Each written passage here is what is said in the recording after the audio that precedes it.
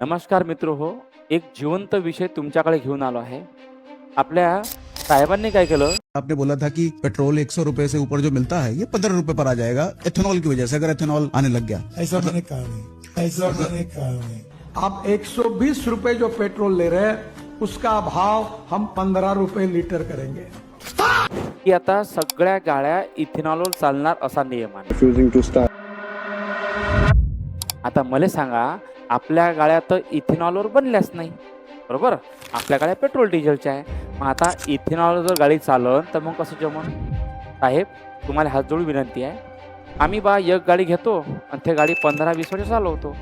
हे इथेनॉल जर त्या गाडीत टाकलं तर गाडी 3 वर्षात खराब होईल. म्हणजे आमचे EMIचे हप्ते भराच्या अगोदर आमच्या गाड्या खराब, किंवा ज्यानं घेतल्या त्याच्याकडे चालणारही नाही. म्हणजे कोण देऊन टाकलं तर गाडी एका वर्षाच्या आत भंगारात जाईल. म्हणून तुम्हाला हात जोडून विनंती आहे, आमचा सगळ्या विद्यार्थ्यांचा तुमच्यावर विश्वास आहे, सर्व जनतेचा तुमच्यावर विश्वास आहे. तुम्ही काय करा, हा जो तुम्ही घेतलेला निर्णय आहे का नाही, हा निर्णय मागं घ्या. आपल्याजवळ लय पर्याय आहेत ना साहेब. इलेक्ट्रिक गाड्या आणल्या, आम्ही ते तुमचा काय केला, स्वीकार केला. मग आता मला सांगा, जर हे इथेनॉल आलं तर मग इथेनॉलनं काय होईल? इथेनॉलसाठी जे पिकं लावावं लागते ना, त्या पिकाचा खर्च वाढेल, अन्नासाठी लागणारे पिकं कमी होईल, अन्नाच्या किमती वाढतील, बरोबर? आणि जे जमीन तुमची आज सुपीक आहे हे जमीन नापीक होईल. म्हणून विद्यार्थी मित्रांनो, तुम्हाला विनंती करतो की आपल्या सगळ्याले एक व्हायचं आहे आणि एक होऊन आपल्याला कोणाच्या विरोधात बोलायचं नाही, पण किमान आपल्याला आपल्या मागण्या खरोखर सरकारपर्यंत या माध्यमातून पोहोचायच्या आहे.